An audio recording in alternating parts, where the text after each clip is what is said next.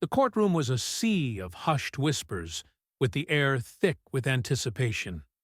The spectators sat on edge, their eyes darting between the judge and the defendant's table. At the head of the room, Judge William Harris, a man known for his stern demeanor and unyielding control, sat poised behind his desk. His steely gray eyes scanned the room with disdain, his lips pursed tightly, as if daring anyone to challenge his authority. He picked up his gavel, slamming it onto the desk with a sharp crack that silenced the murmurs immediately. "Order!" he barked, his voice authoritative and cutting through the tension in the air. "Let us continue."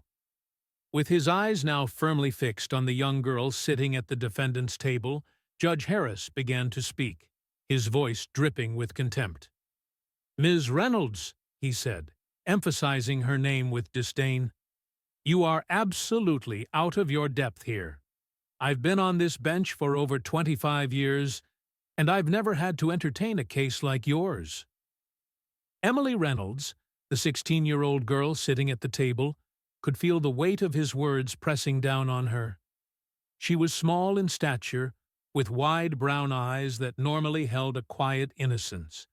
But today, those eyes burned with something fiercer, something the judge did not expect.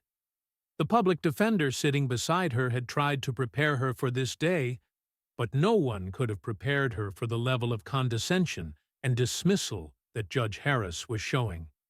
Her fingers gripped the edge of the table so tightly that her knuckles turned white. Her heart raced, but her posture remained unwavering. She had been through enough in the last few weeks to know that she couldn't afford to back down. Not now. Not when everything was on the line. The judge's voice continued, slicing through her thoughts. "No wonder kids these days can't accomplish anything," Judge Harris scoffed, his gaze hardening.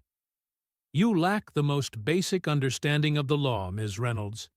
And yet, here you are, trying to stand in this courtroom, pretending that you have any idea what you're doing." His words stung. They stung more than she expected. Emily had always been the quiet girl in school, the one who preferred books to people, the one who didn't fight for attention. But this wasn't about that. This was about something far bigger than her. This was about doing what was right, and that was something she understood. A few seconds of silence hung in the air as Judge Harris leaned back in his chair, his arms crossed, waiting for a response. He had made his point. He was in control. Or so he thought. Emily swallowed the lump in her throat, took a deep breath, and slowly lifted her head. Her gaze met his, and she held it firmly. "With all due respect, Your Honor," she began, her voice steady but carrying a slight tremor, "you don't know who I am." A ripple of laughter spread through the courtroom. The spectators seemed amused by her words. Judge Harris raised an eyebrow, his lips curling into a smirk. "Oh, really?" he said, his voice thick with sarcasm. "And who, exactly, are you, Ms. Reynolds? Enlighten us all. Who are you to speak so boldly in my courtroom?" Emily did not falter. She stood taller, her back straight, as if she had grown 2 inches in that very moment. The judge's smirk only fueled her resolve. She had been underestimated her whole life. But this was different. She was not going to let this man or anyone else dictate her future. "I'm someone you'll regret underestimating," she said, her voice unwavering. The words carried weight, as if they had been etched into her very soul. The room fell silent. The murmurs stopped. All eyes were on her now. Even Judge Harris seemed taken aback by the calm confidence radiating from this young girl. He leaned forward slightly, his expression now a mixture of amusement and annoyance. Before he could respond, a man from the back of the courtroom stood and stepped forward. He was tall, wearing a tailored suit, his face pale with an expression that spoke of urgency. His eyes were fixed on the judge, and he moved with purpose. "Your Honor," the man said, his voice quiet but urgent, "may I have a word with you in private?" "Right now?" Judge Harris's eyes narrowed. He was clearly annoyed, but there was something in the man's tone that made him pause. With a dismissive wave, he gestured for the man to approach. The two exchanged a few words in hushed tones near the bench. The room, once full of whispers and murmurs, now sat in tense silence as the exchange unfolded. A moment passed. Emily could see the change in the judge's demeanor as his face slowly drained of color. His smug expression, which had been so prominent just moments before, was replaced by one of disbelief. His brow furrowed, his fingers gripping the edge of the bench with increasing force. For the first time in Emily's life, she saw him at a loss for words. Finally, the man who had interrupted spoke up, just loud enough for the entire courtroom to hear. "That's her," he said, his voice sharp and almost reverent. The effect was immediate and profound. Gasps rippled through the room. The spectators shifted in their seats, murmurs spreading like wildfire. Emily's name seemed to hang in the air, pregnant with meaning. She could feel the weight of everyone's gaze suddenly on her, but she didn't flinch. She stood tall, the fire inside her only growing stronger. Judge Harris, still reeling from whatever revelation had just shaken him, glanced back at Emily. His expression was one of shock, and for a moment it seemed as though he couldn't process what he had just been told. Is that really her?" someone whispered from the gallery. Emily could feel her pulse pounding in her ears as the room buzzed with disbelief. The judge's usual unshakable confidence was gone. He turned to the man, his voice shaky for the first time. "Who is she?" he demanded, his eyes wide. The man stepped forward, his gaze shifting from the judge to Emily, his words slow and deliberate. "That's Emily Reynolds. She's the daughter of Justice Edward Reynolds, one of the most respected legal minds in this country, before his untimely death." The room seemed to hold its breath. Emily's world tilted on its axis as the revelation echoed in the courtroom. For the first time, she understood the gravity of the situation. It wasn't just the case anymore. It was her. And the eyes of the world were now focused on her. Judge Harris seemed to take a step back, the color draining from his face. His hands trembled as he gripped the edge of the bench. The powerful, self-assured judge was now reduced to a man who was clearly rattled, unsure of what to do next. After a long pause, Emily's gaze never left him. She was still calm, still composed, but now with a sense of finality in her words. "With all due respect, Your Honor," she said, her voice cutting through the stunned silence, "this trial isn't about my father. It's about justice." For the first time in his career, Judge Harris was speechless. 1 month before the fateful day in the courtroom, Emily Reynolds was a regular high school senior. She wasn't a name that anyone would expect to see in a courtroom, let alone at the center of a legal battle involving her late father's legacy. At 16 years old, Emily was content to live a quiet life, keeping mostly to herself. She wasn't the kind of girl to draw attention or get caught up in the whirlwind of school drama. Instead, Emily spent most of her days lost in books, her nose buried in whatever novel or legal text she could get her hands on. She worked weekends at a local animal shelter, where she volunteered with a sense of purpose. There, she found solace in caring for the neglected animals who had no one else to look after them. It was a peaceful existence, one she was more than happy with. The world outside her small circle seemed distant, almost irrelevant. She never imagined that the events of her life would take a dramatic turn that would lead her to the heart of a legal battle, let alone thrust her into the spotlight as the daughter of one of the most well-respected judges in the country. The change began one ordinary Thursday afternoon, the kind that seemed as though it would blend seamlessly with every other day in Emily's life. She had just finished cleaning the kennels at the shelter, a task she did without complaint, and was about to grab a coffee when she overheard two of her co-workers talking by the front desk. "Did you hear about the Jenkins case? I can't believe no one stepped up to help her," one of the women said. Emily paused, her curiosity piqued. "Who's Jenkins?" she asked, wiping her hands on her jeans as she stepped toward the desk. The two women exchanged a glance, their eyes briefly lowering as if unsure whether to share the information. After a beat, one of them spoke. "Margaret Jenkins. She's this sweet old lady who's been living in the neighborhood for decades. But now her landlord's trying to evict her, even though she's always paid her rent on time.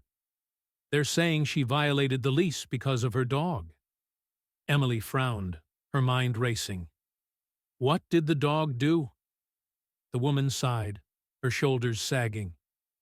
"Nothing. He's just old and sick, barely even barks anymore. But they're claiming he's a disturbance. She's in court this week trying to fight it. But the landlord has money and power. She doesn't have a chance without a lawyer." A tightness settled in Emily's chest as she listened. She could feel her heart starting to ache at the thought of someone so vulnerable, an elderly woman, being pushed out of her home because of a sick dog. The injustice was palpable, and for a moment Emily felt a pang of helplessness. "Can anyone help her?" she asked, her voice tinged with desperation. "Not unless she gets a lawyer," the second woman replied, shaking her head. "And lawyers don't come cheap, especially ones who could take on a case like this." That night, as Emily lay in bed, she couldn't shake the image of Margaret Jenkins sitting alone in her small apartment, her dog by her side, fighting a system stacked against her. It wasn't right. Emily knew what it was like to feel powerless. She had seen her mother struggle after the sudden death of her father. The financial burden had nearly broken them. Her mother had worked 2 jobs to keep their house, and though Emily had always tried to hide her worries, they were there, pressing down on her shoulders like an unspoken weight. Her father, Justice Edward Reynolds, had been a towering figure in the legal world. The country had lost a giant when he passed. People spoke of him with reverence, and for years after his death, Emily's family had been in the shadow of his legacy. But it wasn't just about the power or the influence he held. Emily had seen firsthand the sacrifices he had made to fight for justice. She had always admired him, but the truth was, she had never truly understood the depth of what he had done. Until now. Emily tossed and turned that night, her mind racing. The thought of Margaret Jenkins being kicked out of her home kept her awake. It wasn't fair. The system had failed her. Emily knew she couldn't just stand by. She had to do something. She wasn't a lawyer. She didn't have any formal training. But she was determined to help. And that was enough, right? The next morning, Emily walked into her mother's room and stood in the doorway, watching her mom hunched over a pile of bills on the desk. She hesitated, unsure how to bring up what was on her mind. Finally, she spoke, her voice quiet but resolute. "Mom," Emily began, "do you think it's crazy for me to try to help someone in court?" Her mother looked up, her eyes tired but warm. "Help someone how?" she asked, her brow furrowing in confusion. "I mean, defend them. Like a lawyer." Emily swallowed nervously, unsure of how the idea would land. Her mother blinked in disbelief, pausing for a moment as if processing the question. "Emily," she said slowly, her voice gentle but concerned, "you're 16. You're not even legally allowed to represent someone in court." "I know," Emily replied quickly, her voice firm despite the uncertainty. "But I've been reading up on tenant law. I think I could help Mrs. Jenkins. I mean, I'm not going to be the best, but I can argue her case." Her mother shook her head, the corners of her lips tugging into a sad smile. "Ellie, this isn't a school project. People's lives are at stake. You could make things worse." Emily's heart sank. "I know that, Mom," she said, her voice cracking slightly. "But doesn't that mean I should do something? If no one else is helping her, who will?" Her mother sighed, rubbing her temples as if she had just come to terms with something she had been avoiding. "You have a good heart, sweetheart," she said softly. "But sometimes, being a good person isn't enough to fix everything." But that night, Emily couldn't shake the feeling that she was meant to do something more. She spent hours researching the case online, reading tenant rights laws, watching videos, and reading articles. It was overwhelming, but each new piece of information seemed to solidify her resolve. She made notes in a notebook, and by the weekend, she was ready. She couldn't do it alone, though. Emily knew she needed to approach Mrs. Jenkins and ask for her permission. The next Monday, she arrived at the shelter early and found Margaret sitting quietly on a bench, her frail dog, Max, beside her. The elderly woman's face was drawn, worry etched deeply into the lines of her face. "Mrs. Jenkins?" Emily asked hesitantly, walking toward her. The older woman looked up, her eyes filled with both concern and curiosity. "Yes, dear?" "My name's Emily Reynolds," she said, sitting beside her. "I heard about your situation, and I want to help." Mrs. Jenkins raised an eyebrow. "Help? How could you possibly help me, dear? You're just a child." Emily took a deep breath and steadied herself. "I may not be a lawyer yet, but I've been studying the laws. I want to represent you in court. I think I can help." Mrs. Jenkins stared at her for a moment, as if trying to decide whether to laugh or take the offer seriously. Finally she spoke, her voice soft but skeptical. "Why would you do that for me?" she asked, her voice tinged with doubt. Emily met her gaze, unwavering. "Because it's not fair. You don't deserve to be thrown out of your home over a sick dog. And someone needs to stand up for you." After a long pause, Mrs. Jenkins nodded slowly. "Well, I don't have much to lose." That was the moment everything changed for Emily. She had made her decision. She would fight for Mrs. Jenkins, and that fight would take her into a courtroom where she would prove to herself and to everyone else that she could make a difference. But little did she know, this decision would lead to a path much darker and more dangerous than she could have ever imagined. The day of the trial arrived far too quickly for Emily.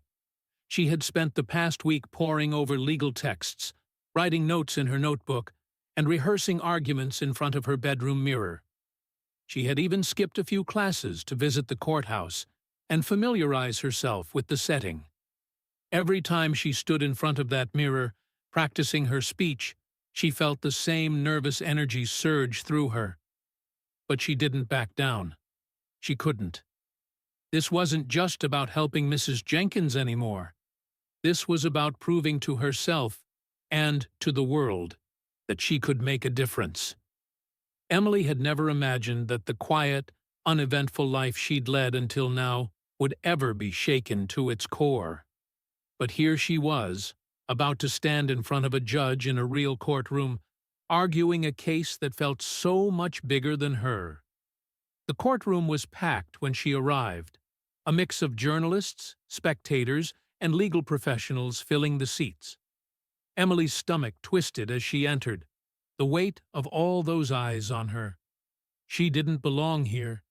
She was just a teenager, barely old enough to drive, standing in the heart of a system she barely understood.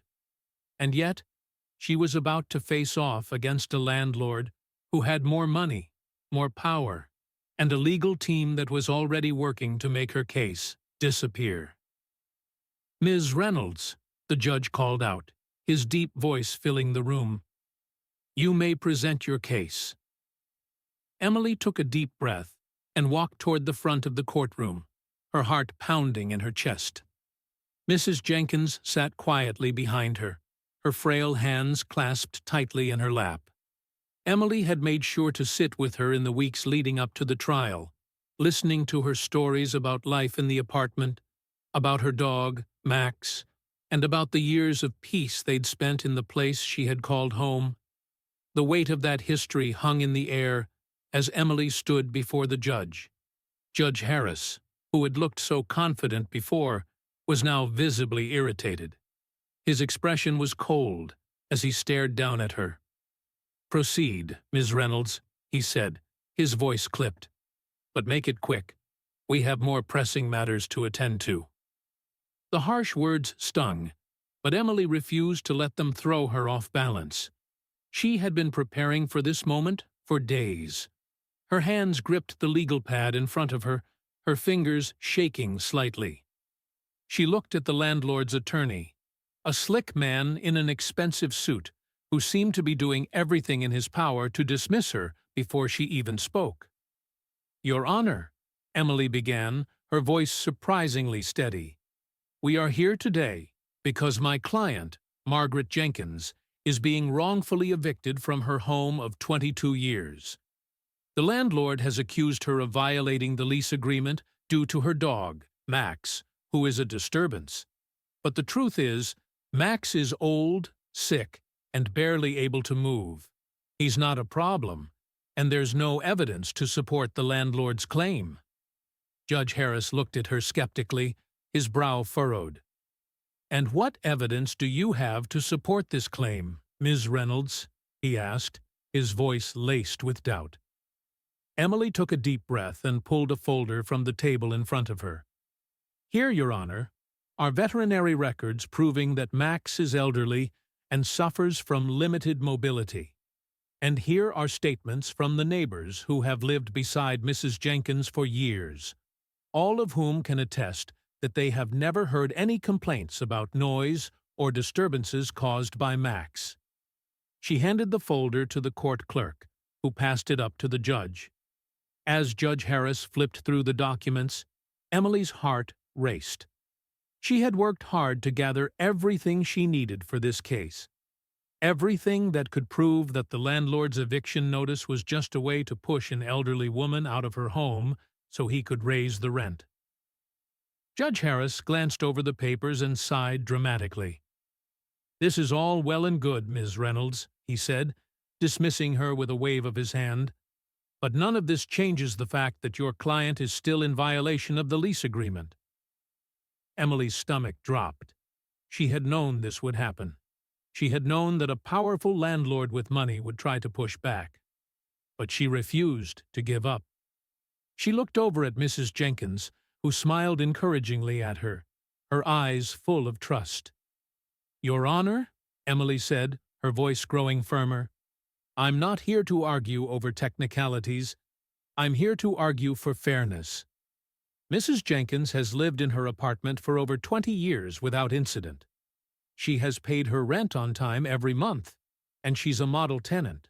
The only reason she's being evicted is because of the landlord's greed, hoping to get her out of the apartment so he can raise the rent for a new tenant." There was a brief pause in the room, as if everyone had been holding their breath.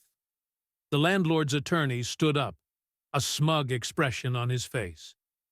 "Your Honor," he said, his voice dripping with arrogance, "this case is about a clear violation of the lease. Ms. Reynolds is simply wasting the court's time with emotional arguments. The lease was violated, and that is the law." The judge nodded, but Emily wasn't finished. She turned to the judge, speaking directly to him now. "Your Honor, if you look at the terms of the lease, you'll see that there's no clause that explicitly bans animals, nor is there any mention of the landlord being able to evict a tenant over a dog that causes no disturbance." The courtroom was silent, everyone hanging on her words. Emily could feel the eyes of the room on her, waiting for her next move. She continued, undeterred. "And under Colorado law, tenants have the right to request reasonable accommodations for assistance animals, including emotional support animals. Mrs. Jenkins's dog, Max, is not only her companion, he's also a source of emotional support for her during a time when she has been dealing with severe health issues. Evicting her on these grounds is not just heartless, it's a violation of her rights. She paused for a moment, allowing the weight of her words to settle in the room. Emily had given everything she had, all the evidence and all the passion she could muster. Now, she waited for the judge to make his decision. Judge Harris looked up from the papers, his eyes fixed on her. "Ms. Reynolds," he said, his tone softer than before, "you've made a compelling argument, but the law is not always black and white. I'm going to need more time to consider the evidence before I make a ruling." Emily's heart sank, but she didn't let it show. She nodded, her face calm but her hands shaking. "Of course, Your Honor. Thank you." As she returned to her seat, the weight of the courtroom seemed to lift slightly. Mrs. Jenkins squeezed her hand, a look of pride on her face. Emily had done everything she could. Now, it was up to the judge. The courtroom slowly emptied out, and though the trial wasn't over, Emily felt the first glimmer of hope. She hadn't been able to win yet, but she had done something important. She had stood up for what was right. And no matter what happened next, that would always be enough. The following week, Emily was still reeling from the unexpected turn of events in court. Although Judge Harris had yet to issue a ruling, Emily felt that, for the first time, she had managed to stand her ground, to defend someone who needed it. She was proud of herself, but that pride was soon overshadowed by something much bigger than her.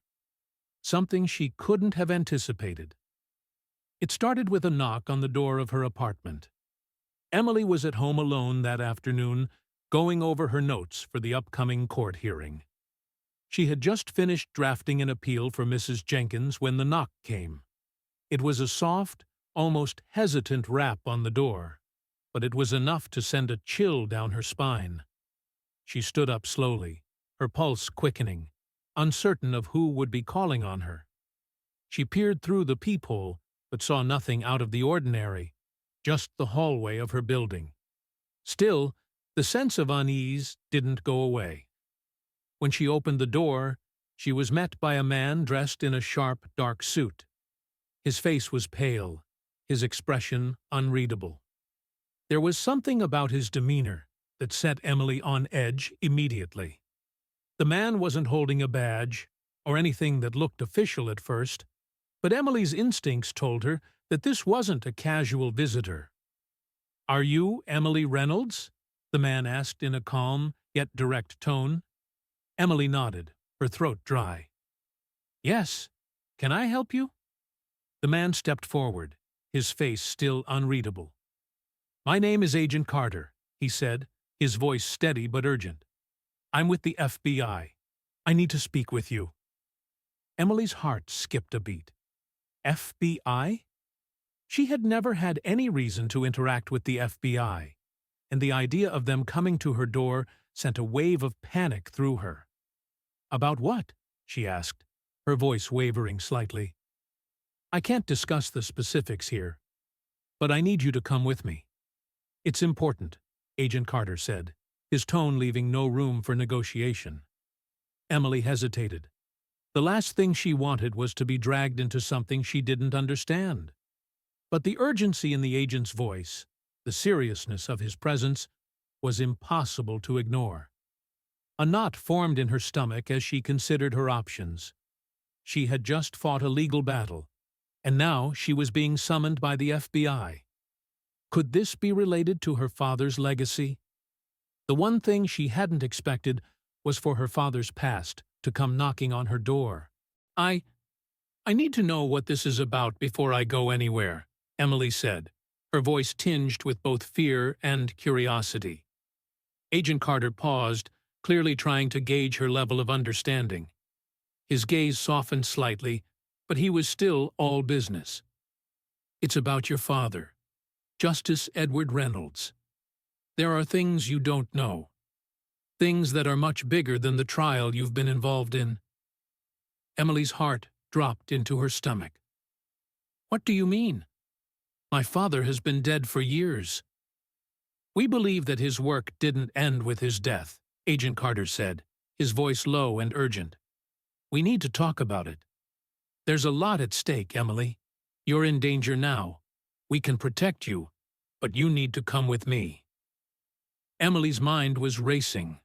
Her father, the trial, the sudden shift in her life from just being a teenager to being part of something much larger. It felt like everything had started to spiral, and she had no idea how to control it.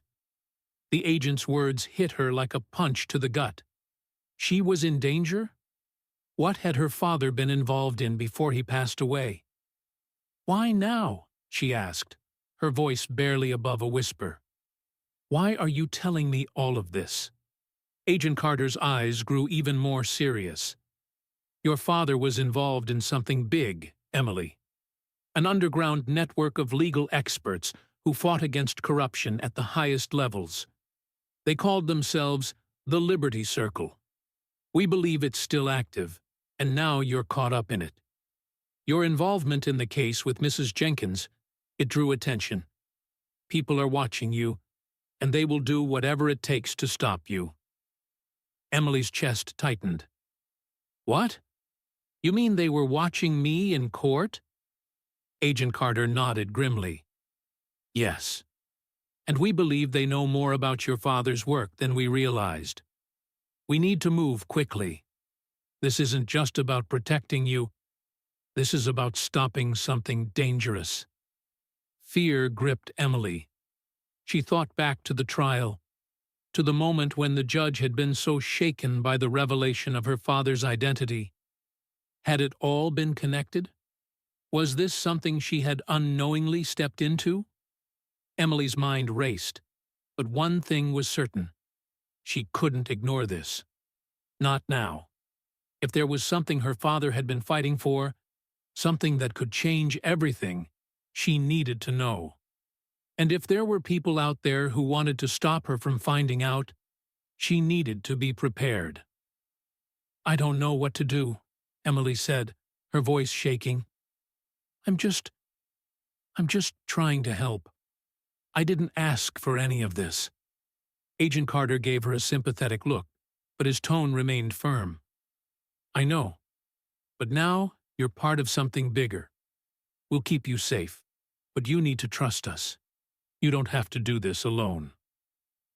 The words didn't offer much comfort, but they were enough to push Emily into action.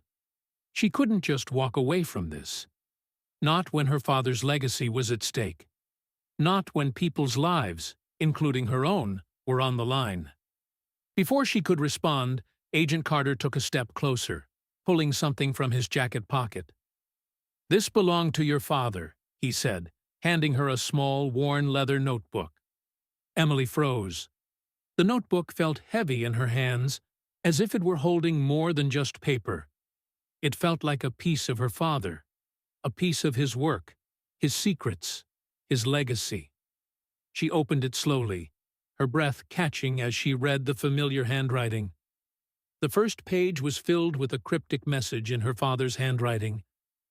"If anything happens to me, protect Emily." The words were simple, yet they hit her like a wave of emotion. Her father had known. He had known something dangerous was coming, and he had left this message for her. Emily closed the notebook tightly to her chest, feeling a surge of determination. She wasn't alone. She had to do this. For her father. For the truth. But she also knew the journey ahead wouldn't be easy. It was only just beginning. "I'm ready," Emily said, her voice steady despite the storm of emotions inside her. "Let's go." The moment Emily stepped into Agent Carter's car, she felt a shift in the air.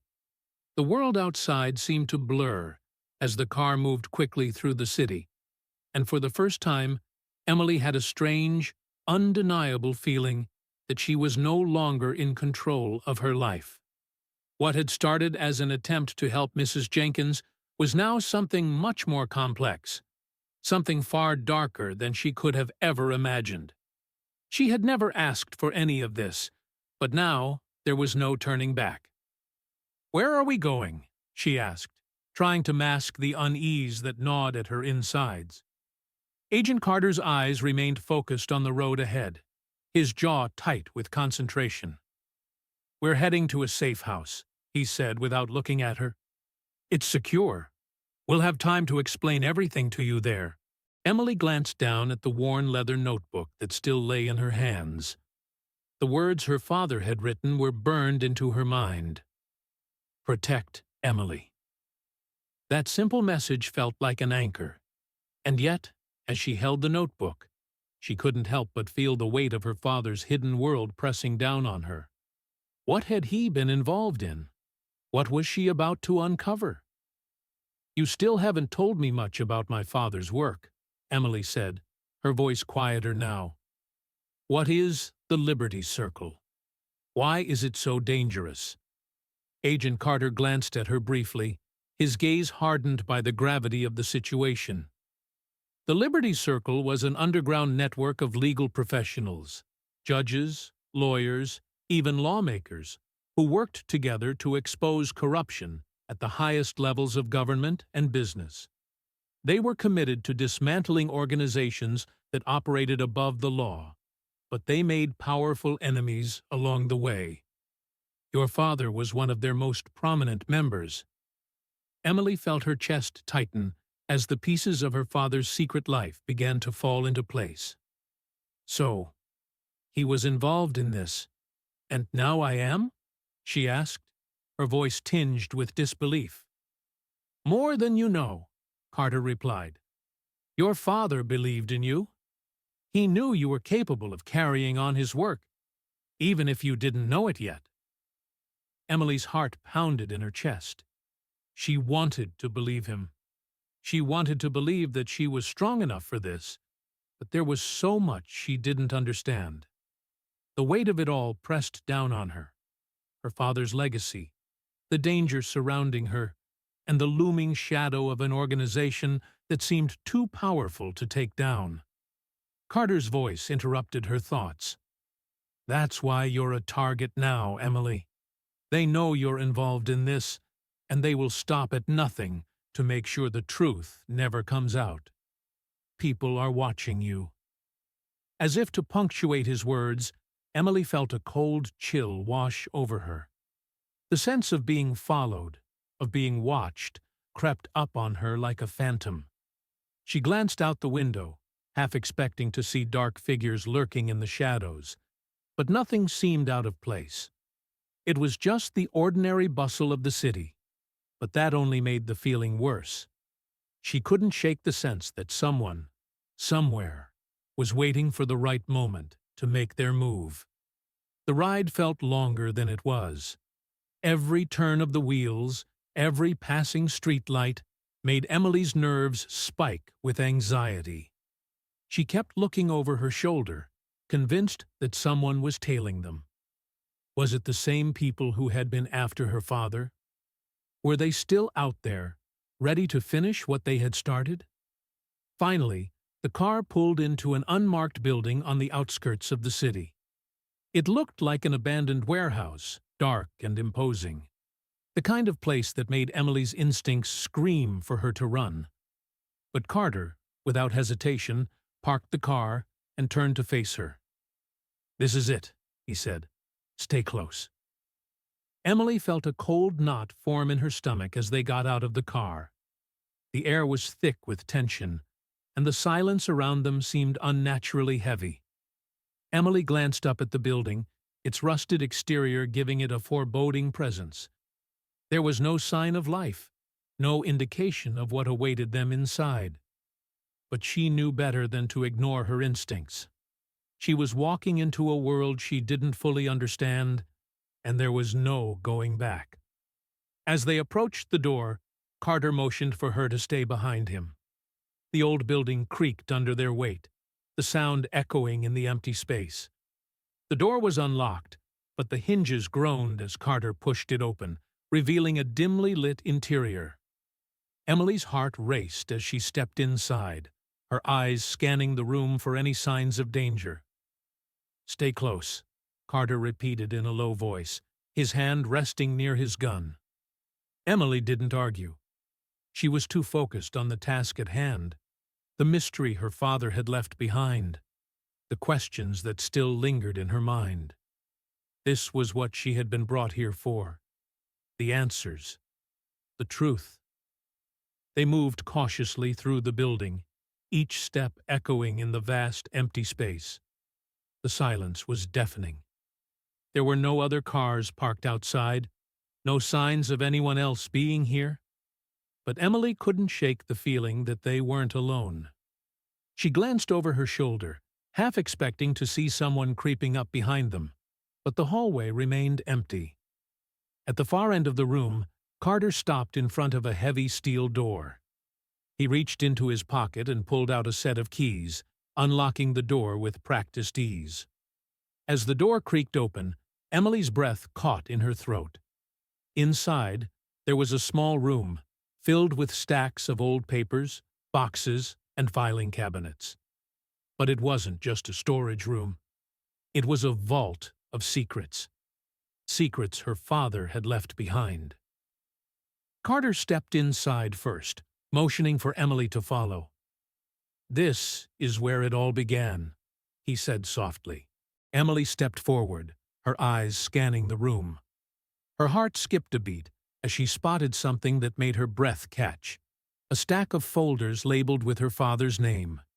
She felt her hands trembling as she reached for them, the weight of the moment pressing down on her.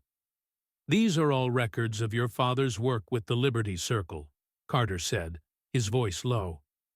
"They're the key to bringing down Blackstone Initiative, the organization that your father was trying to expose before his death. And now, it's up to you to finish what he started." Emily's mind reeled. The Blackstone Initiative, her father's work. The connections were becoming clearer, but there was so much more to uncover. As she flipped through the folders, one page caught her eye. It was a document outlining something called Project Ascendant. It was the most detailed document she had found, and it sent a chill down her spine as she read it. Project Ascendant was a plan to manipulate and control entire populations using advanced technology.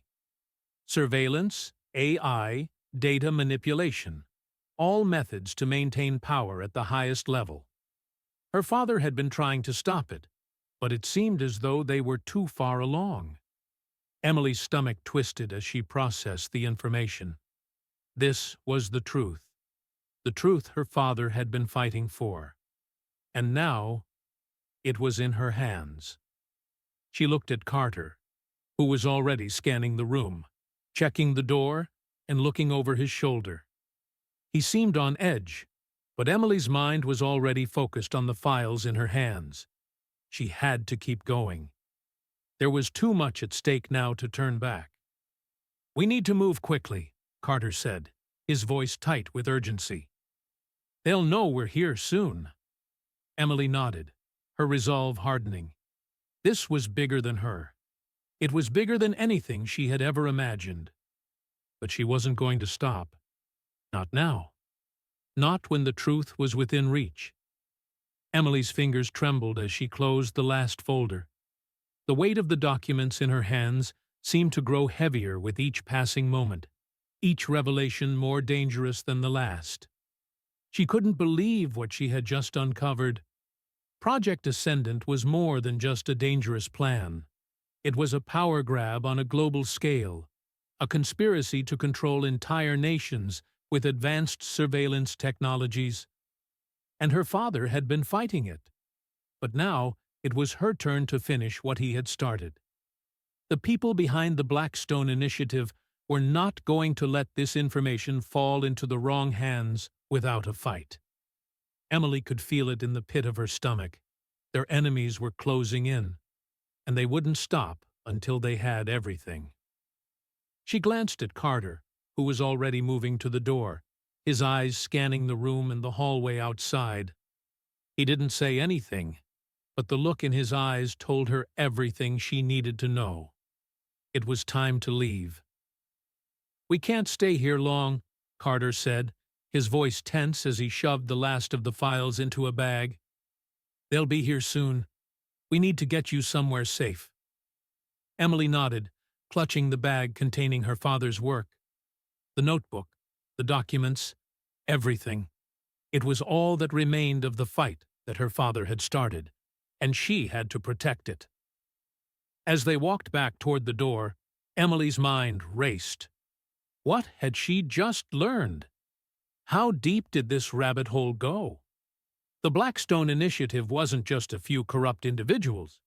It was a network that spanned governments, corporations, and law enforcement.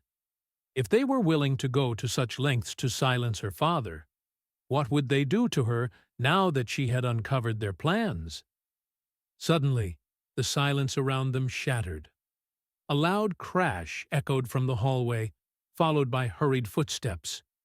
Carter's eyes snapped to the door, his hand instinctively reaching for his weapon.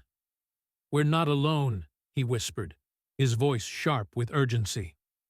Emily's heart skipped a beat. Panic surged through her as she realized what was happening. They had been followed. And whoever was outside that door wasn't just looking for information. They were looking to stop them from escaping. Carter motioned for her to stay low as he moved toward the entrance. Emily followed his lead, her feet moving silently across the floor. She could hear the sounds of movement outside, muffled voices, and the unmistakable rustle of boots on the concrete. It was too late to escape without being noticed. "We have to fight our way out," Carter said, his voice steady despite the growing tension. "Get ready." Emily's breath quickened, and her mind raced. She had never been in a situation like this before. She had only ever seen this kind of danger in movies or TV shows, never in her own life. But now, it was real, and she had no choice but to face it. Carter's hand shot out, grabbing her wrist. "Stay behind me. If anything happens to me, you need to run. Do you understand?" Emily nodded quickly, trying to steady her breathing. She could feel the adrenaline coursing through her veins, but she couldn't allow herself to panic. She had come this far. She wasn't about to back down now. The door to the warehouse creaked open, and a tall figure stepped inside. He was dressed in dark clothing, his face obscured by a mask, but the glint of a weapon in his hand was enough to send a wave of dread through Emily's chest. The man was flanked by two others, all of them moving with military precision. Emily's pulse thundered in her ears. This was it. This was the moment she had feared, when everything she had worked for would be ripped away. But she couldn't let that happen. She wouldn't. "Give us the notebook," the leader of the group said, his voice cold and commanding. "Now." Carter didn't hesitate. His gun was in his hand in an instant, aimed at the leader with deadly precision. "Back off," he warned. "This isn't your fight." The masked man chuckled darkly. "You think we're here for a fight? Number. We're here for what's ours. That notebook," he gestured to the bag in Emily's hands, "has information that will change everything. Hand it over. Now." Emily's grip on the bag tightened. She wasn't going to let them take it.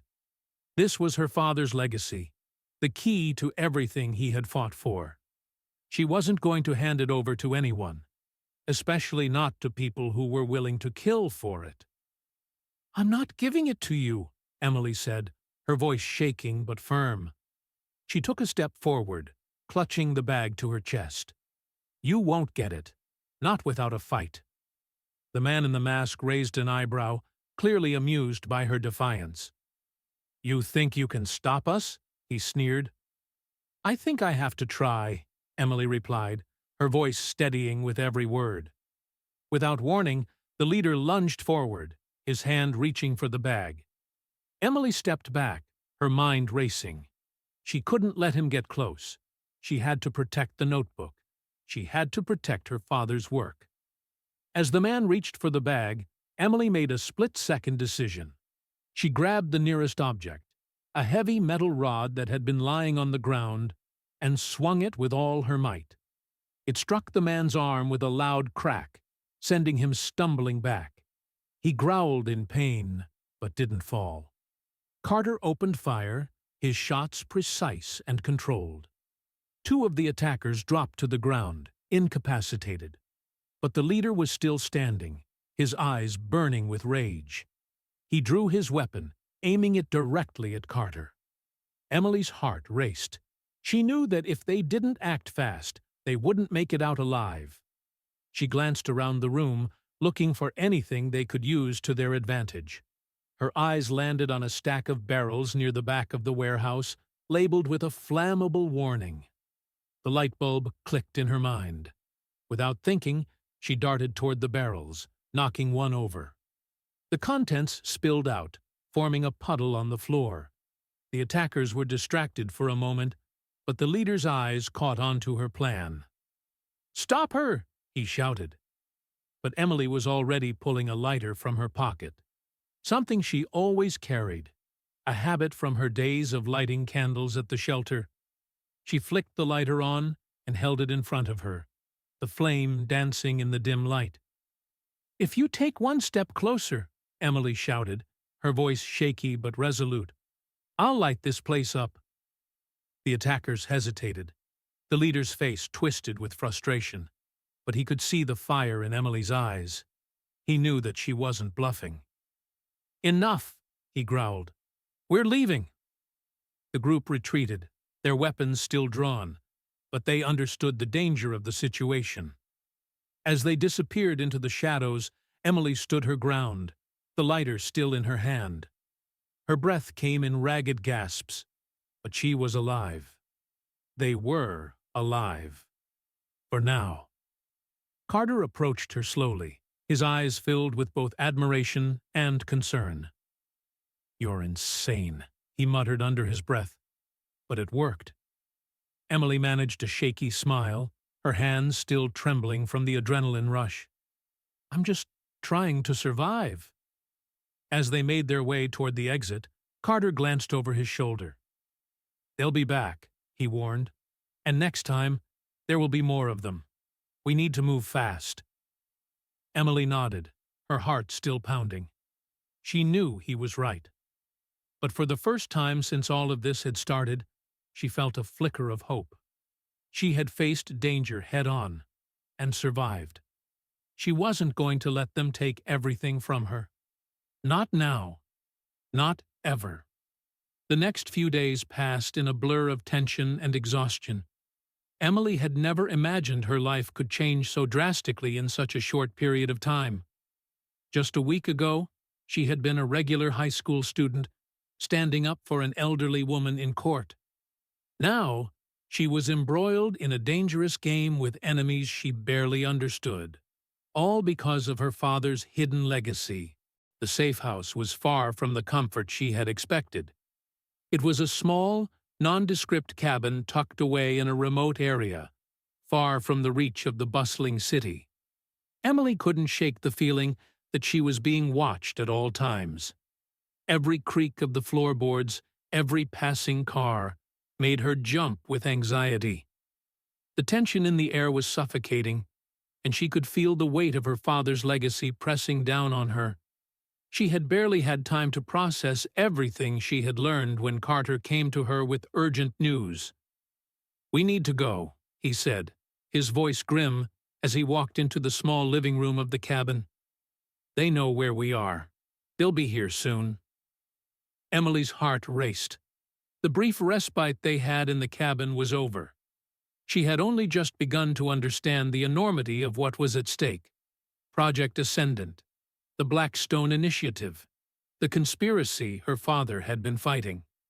And now, her life was on the line. The lives of everyone she cared about were at risk. "We can't just keep running," Emily said, her voice steady despite the rising panic inside her. "There has to be a way to stop them. There has to be a way to take them down." Carter looked at her, his expression hardening. "We don't have the luxury of time, Emily. They're coming for you. For the notebook. For the information your father left behind. And they won't stop until they get it." "I'm not just going to hide," she said, her resolve hardening. "I have to do something. I can't let them win." Carter exhaled, clearly frustrated, but understanding. "You're right. Hiding isn't an option anymore. But we need help. We need people who can fight back. People who know how to take down an organization like Blackstone." Emily's brow furrowed. "Who could help us? We don't even know who we're up against. Who can we trust?" "There's someone I know," Carter said slowly, his voice lowering. "Someone who worked with your father in the Liberty Circle. Her name is Evelyn Ross. She's been off the grid for years, but if anyone can help us make sense of what's going on, it's her." Emily's stomach twisted at the mention of her father's old allies. She had heard bits and pieces about the Liberty Circle, the underground network of legal professionals who had fought against corruption at the highest levels. But she didn't know much. Her father had kept it all secret. And now she was about to learn the truth. "Where do we find her?" Emily asked, her voice a mix of fear and curiosity. "She's in hiding. But I know where she is," Carter said. "I've tracked her down before, and I can do it again. But it won't be easy. If Blackstone knows we're looking for her, they'll be waiting for us." Emily felt a cold shiver run down her spine. Every move they made now seemed to be playing into the hands of a ruthless organization determined to silence them. But this wasn't just about her anymore. It was about her father's work, and she was going to finish it. "Let's go," Emily said, her voice firm. They left the cabin under the cover of darkness, Carter driving with a tense, focused expression as Emily sat beside him. Her thoughts were racing, trying to make sense of everything she had learned. Evelyn Ross was the key. If anyone knew how to stop the Blackstone Initiative, it was her. But Emily couldn't help but wonder why her father had left her this legacy. Had he known she would be the one to uncover it all? Had he planned for her to carry on his work, even if she hadn't realized it? The journey took hours, the headlights of Carter's SUV cutting through the darkness as they wound their way through narrow back roads. Emily's hands gripped the notebook, the one connection she still had to her father. Inside it, there were clues, cryptic messages, names, coordinates, everything he had left behind. Emily had read through it a dozen times, but each time she felt like there was something she had missed, something important that could change everything. By the time they reached the small town on the outskirts of the city, it was late into the night. Carter parked the car in a secluded area, far from the main road. He turned to Emily, his expression somber. "Stay close," he said. "We're not the only ones who know where Evelyn is. If Blackstone's people are here, we need to move fast." Emily nodded, her nerves tightening with each passing second. They made their way through the quiet streets, their footsteps the only sound in the night. Carter led the way, his body language alert, scanning their surroundings for any signs of danger. Finally, they reached a small, inconspicuous house, tucked between two larger buildings. Carter knocked on the door, the sound loud in the stillness of the night. They waited in silence for a long moment, but then, just as Emily was starting to feel the weight of the night closing in on her, the door creaked open. A tall woman in her 60s stood in the doorway, her sharp features softened by age. She had piercing blue eyes that seemed to see straight through Emily. Despite her age, there was a quiet strength about her, something that made Emily feel like she was in the presence of someone who had seen far more than anyone should. "Carter," the woman said, her voice low and guarded, You've got a lot of nerve showing up here." Carter gave her a small, wry smile. "It's good to see you too, Evelyn. We need your help." Evelyn's eyes flicked to Emily, her gaze narrowing. "Who's the kid?" Emily straightened, her heart beating in her chest. "I'm Emily Reynolds. My father, Justice Edward Reynolds, was part of the Liberty Circle." Evelyn's eyes softened slightly, but the wariness never left her face. "Daniel's daughter, huh?" she muttered, stepping aside to let them in. "Come in." The door shut behind them, and Emily followed Carter into the small, dimly lit cabin.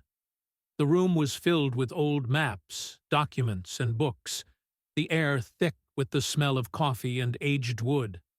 It was clear that Evelyn had been hiding here for a long time. But more than that, it was clear that she had been preparing. "We've got a lot to talk about," Evelyn said, her voice serious now. "And it's not going to be easy." Emily nodded, her stomach twisting with anticipation. This was it. She was about to find the answers she had been searching for, the truth about her father, about Blackstone, and about what she needed to do to stop them. The small cabin where Evelyn Ross had been hiding felt like a far cry from the chaos that had engulfed Emily's life over the past week. The walls were lined with books, old files, and scattered documents, all of which seemed to be a testament to a life spent in the shadows, far removed from the world of justice her father had once fought for. Emily glanced around, feeling both a sense of awe and trepidation. This was the place where the answers she had been searching for all this time were hidden. Evelyn led them to a small, weathered wooden table in the center of the room. "Take a seat," she said, her voice low and steady. "We don't have much time. Blackstone's people know you're here, Carter. They'll come looking for us sooner or later. But before they do, I need to tell you everything." Emily sat down, clutching the notebook to her chest. She had come here hoping for clarity, hoping to find a way to stop the network of corruption that her father had been fighting. But the closer she got to the truth, the more complicated it seemed to become. Carter sat across from her, his eyes sharp as he watched Evelyn. There was a palpable tension in the room, as if they were all waiting for something big to happen, something that would change everything. Evelyn pulled a stack of yellowed papers from a nearby cabinet, setting them on the table in front of Emily. "These are your father's files," she said, her voice tinged with a hint of reverence.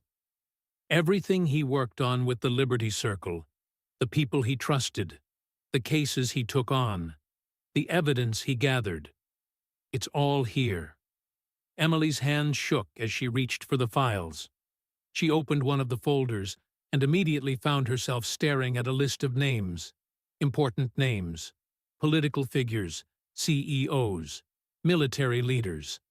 The list was long and terrifying, and Emily felt a wave of nausea wash over her as she realized just how deep the corruption ran.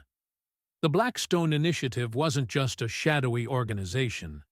It was a network that controlled nearly every part of society, and her father had been trying to expose it. "This," Evelyn continued, "is the heart of the fight. Your father believed that the Blackstone Initiative was a secret cabal that had infiltrated every level of power. But what they were really after was control. Control over the government, the economy, the very freedoms people took for granted. They were planning something huge, something that would change the world forever. And your father knew that they would stop at nothing to make it happen." Emily flipped through the documents, her mind racing with the information. She had always known that her father was more than just a judge. He had been a man of deep conviction, a man who had been willing to risk everything to fight for what was right.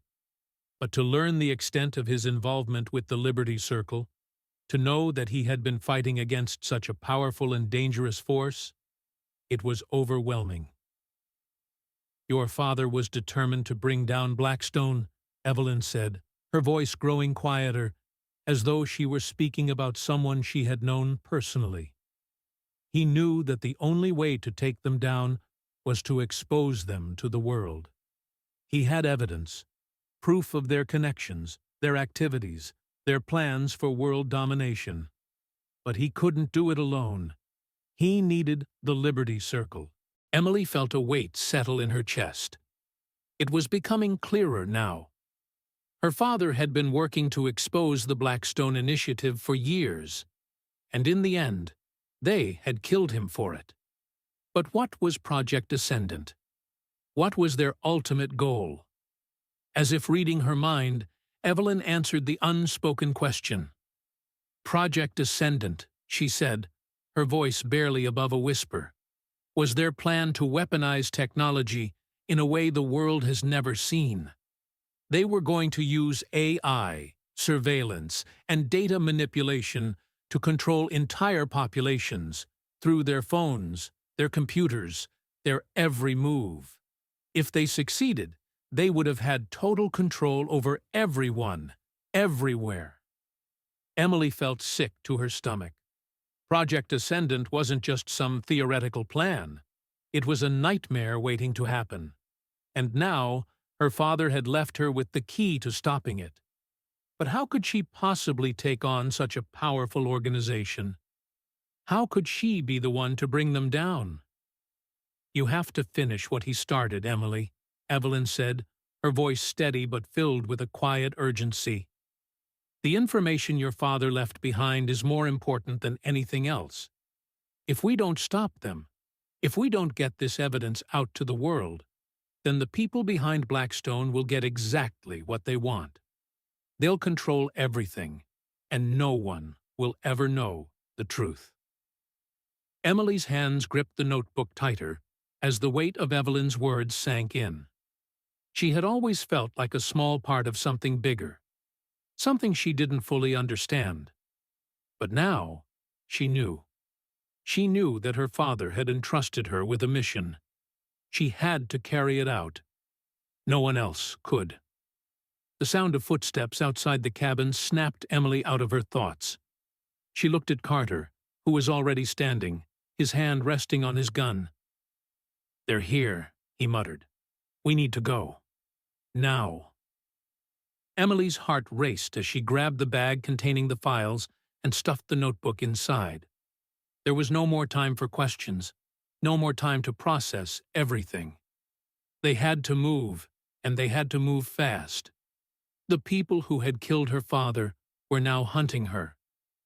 Evelyn grabbed her shotgun, the metal gleaming under the dim light. "Stay close," she said, her eyes hardening. "I'll cover you." Carter led the way as they moved quickly toward the back door.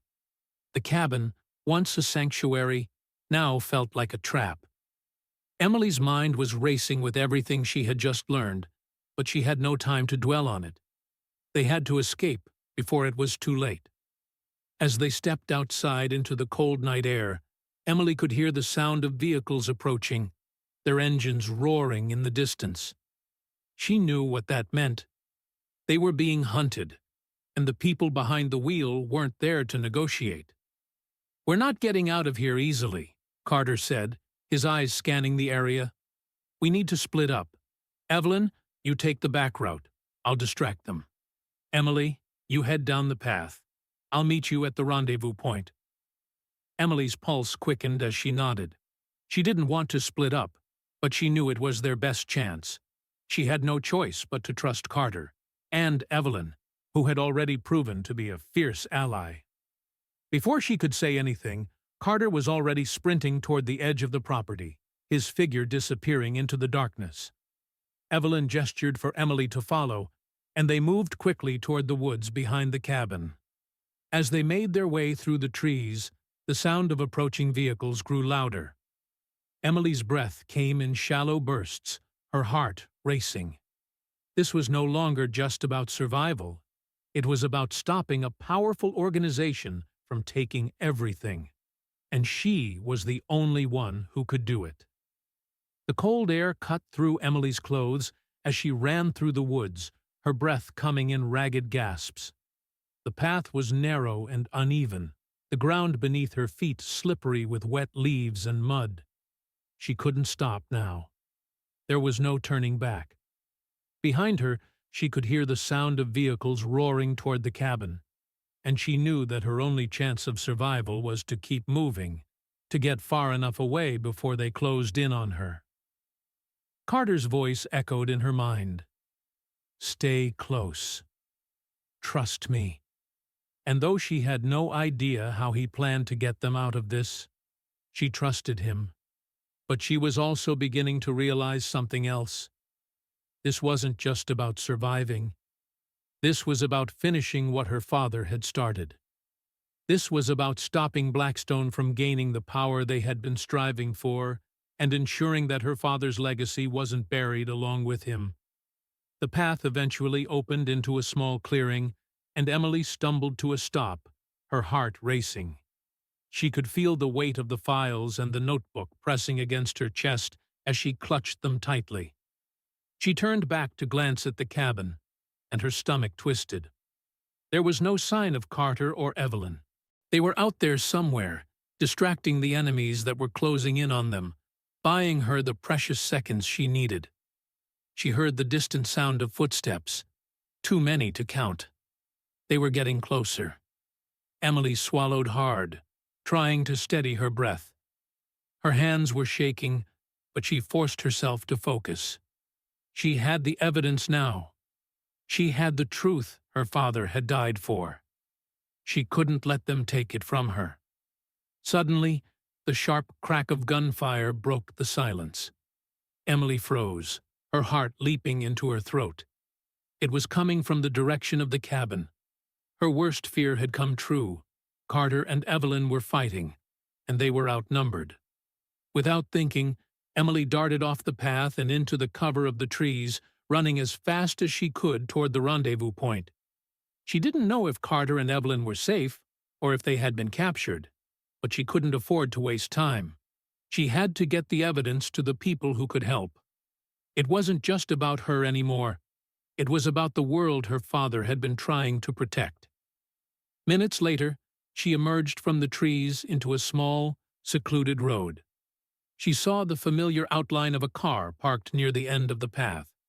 She ran toward it, her breath catching in her throat, praying that it was Carter, praying that they hadn't been too late. She reached the car, and her heart skipped a beat. The door was open, but no one was inside. She scanned the area, the knot in her stomach tightening with dread. They were supposed to meet here. They had no other escape route. Suddenly, a voice broke through the silence. "You're not going anywhere."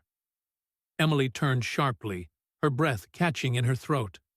Standing behind her was a masked figure, his weapon aimed directly at her chest. The same group that had been chasing them. They had found her. "What do you want?" she demanded, trying to keep her voice steady. "What's so important about this notebook?" The masked man's lips curled into a sneer. "What's important is that you don't get to keep it. Hand it over, and we might let you walk away." Emily's heart raced, but she didn't hesitate. She wasn't going to give up now. She had come too far. Without thinking, she reached into her jacket pocket and pulled out the lighter, flicking it open in one swift motion. The flame danced in the dark night. "You won't get it," she said, her voice firm despite the fear. "Not without a fight." The man laughed, a low, cold sound. "You think you can stop us? We've been tracking you for days. It's over." Just then, the sound of another car engine reached Emily's ears. She turned sharply and saw a flash of headlights through the trees. Carter's SUV appeared in the distance, barreling down the road toward them, its tires screeching as it slid to a halt just in time to block the masked man's escape.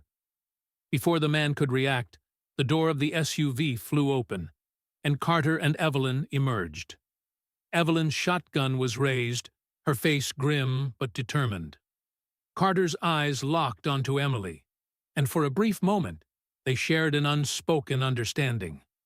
They weren't going to let Blackstone win. "Get in the car!" Carter shouted, his voice commanding. "Now!" Without a second thought, Emily dashed toward the car, her pulse racing as she threw herself into the passenger seat. Carter slammed the door shut behind her, and the engine roared to life.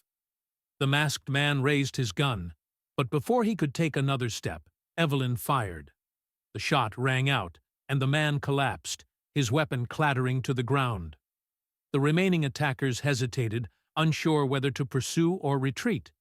But with Carter's foot pressing down on the gas pedal, the SUV lurched forward, speeding down the road and leaving the attackers behind. As they drove away, Emily looked back at the cabin, the place where everything had started. She knew this wasn't over. Blackstone wasn't going to stop chasing them.